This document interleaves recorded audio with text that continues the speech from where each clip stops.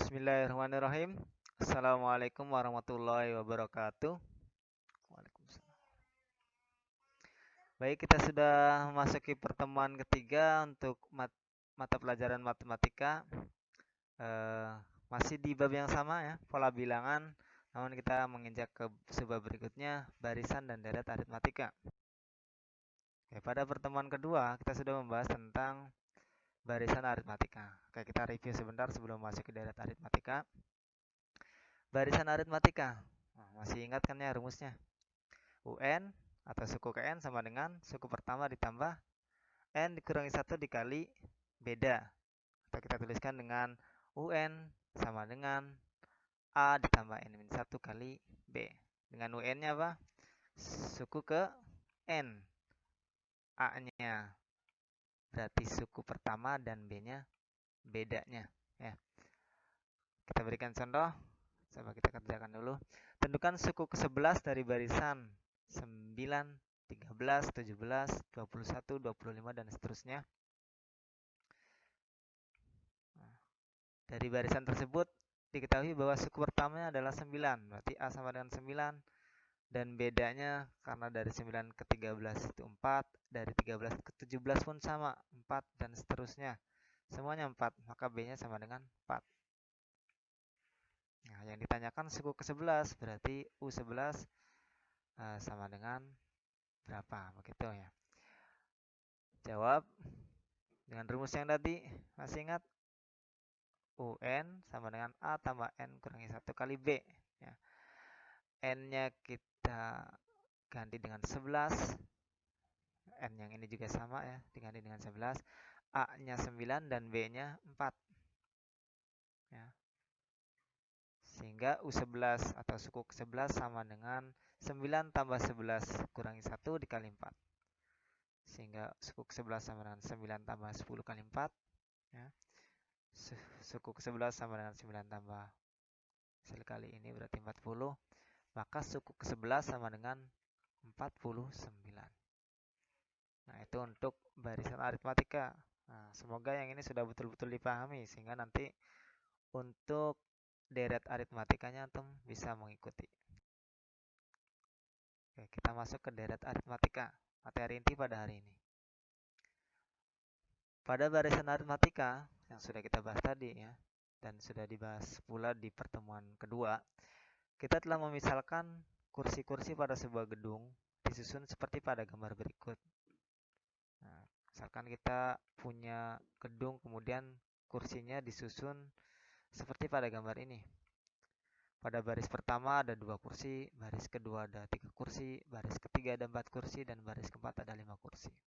Nah, susunan-susunan kursi pada gedung ini, nah itu mengikuti barisan aritmatika. Nah, ada 2 buah pertanyaan yang timbul dari susunan-susunan kursi ini. Pertama, berapa jumlah kursi pada baris keempat? Pertanyaan kedua, berapa jumlah semua kursi dari baris pertama sampai baris keempat?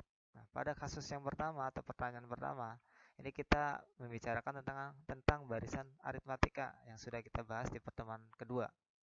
Nah, tapi pada pertanyaan yang kedua, kita masuk ke deret aritmatika. Ya.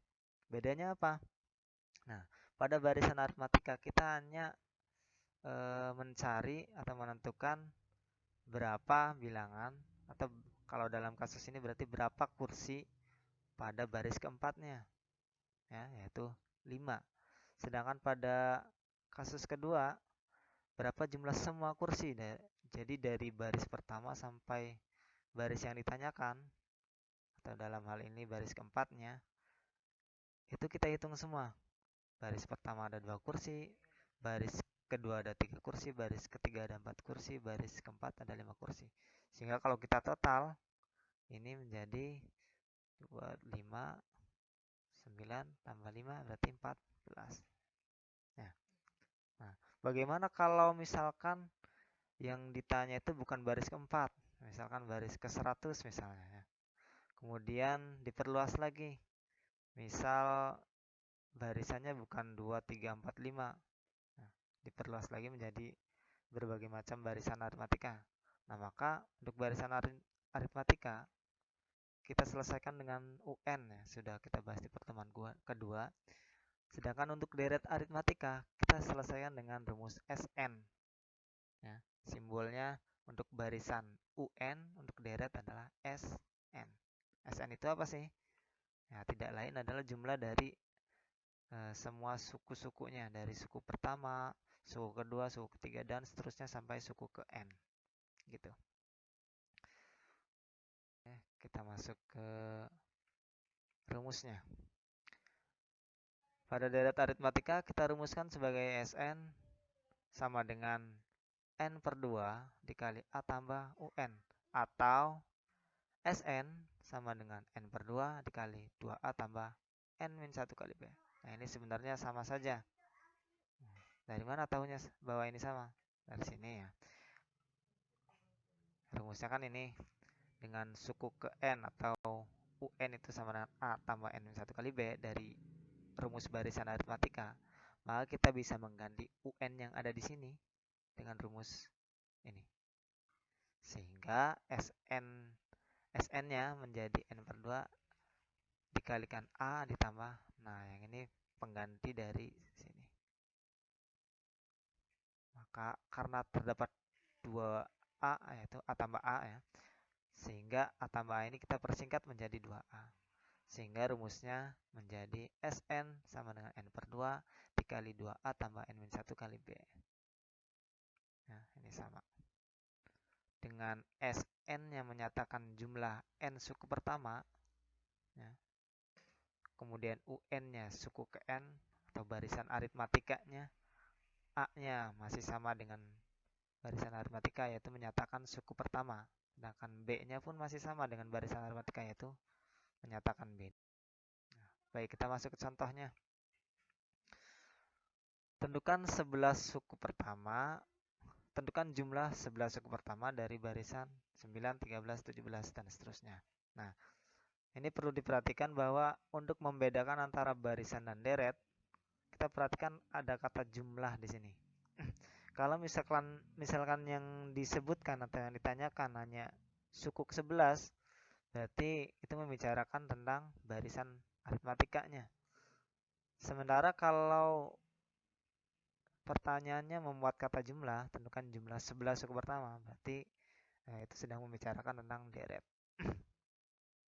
Ya, karena ini ada kata jumlah, berarti yang kita cari adalah deretnya. Dari barisan ini diketahui suku pertama sama dengan 9 dan bedanya sama dengan 4. Ini bedanya selalu 4. Serta N-nya adalah 11 dari sini. Ditanyakan karena deret berarti S11, bukan U11 ya, tapi S11. Rumusnya apa? S11 untuk cara pertama ya. Tadi yang diketahui kita tuliskan dulu di sini. Cara pertama, SN sama dengan N per 2 dikali A tambah UN. Berarti S11 sama dengan 11 per 2. A-nya diganti 9 ya. Itu 9 tambah. Karena N-nya 11 berarti U11. Nah, U11-nya sendiri kita belum punya nilainya. Belum diketahui di sini. Maka kita panggil lagi rumus barisan aritmatikanya di sini. Ya. Dengan menginput atau mengganti atau mensubstitusi nilai A9, B4, dan N11, maka kita peroleh U11 sama dengan 49. Nah, kita ganti yang U11 ini dengan 49. S11 sama dengan 11 per 2 dikalikan 9 tambah 49.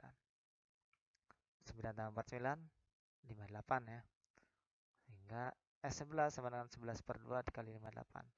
58 dan 2 ini bisa kita coret atau bisa kita bagi. Berarti S11 sama dengan 11 kali 29. S11 sama dengan 319. Dengan cara kedua, kita coba ya, hasilnya sama atau tidak. Sn sama dengan N per 2 dikali 2A tambah N-1 kali B. Nah, kita pakai semua yang diketahui yang ada di sini. N-nya diganti 11, B-nya diganti 4, dan A-nya diganti 9. Ya, 11 per 2, 2A berarti 2 kali A ya, 2 kali 9. Tambah N-1, N-nya 11 berarti 11 min 1 kali 4. S11 sama dengan 11 per 2 2 kali 9-nya 18, sementara 11 min 1-nya 10 ya. Berikutnya 11 per 2 18, dan tetap 10 kali 4-nya bisa kita operasikan terlebih dahulu karena perkalian 40.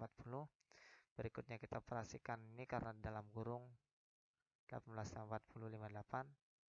Nah, 58 dibagi 2 berarti 29 ya. 11 kali 29 hasilnya 319. Nah, ini menghasilkan bilangan yang sama walaupun dengan rumus yang berbeda. Baik, kita masuk ke jumlah 16 suku pertama dari barisan 3, 11, 19, 27, 35, dan seterusnya. Nah, ingat ada kata jumlah berarti membicarakan tentang deret. Ya.